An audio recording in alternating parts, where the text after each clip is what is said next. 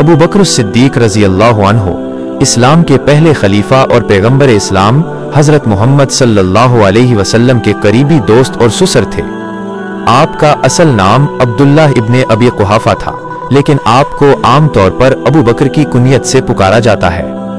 آپ کو الصدیق کا لقب اس لیے دیا گیا کیونکہ آپ نے معراج کے واقعے سمیت ہر معاملے میں نبی اکرم صلی اللہ علیہ وسلم کی مکمل تصدیق کی۔ اہم واقعات اور کارنامے۔ قبول اسلام۔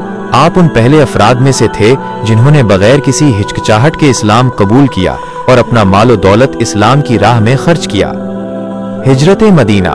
آپ وہ واحد ساتھی تھے جو مکہ سے مدینہ کی طرف ہجرت کے دوران رسول اللہ صلی اللہ علیہ وسلم کے ہمراہ رہے۔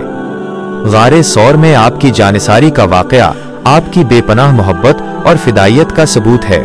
پہلے خلیفہ رسول اللہ صلی اللہ علیہ وسلم کی وفات کے بعد مسلمانوں نے آپ کو اپنا پہلا خلیفہ منتخب کیا۔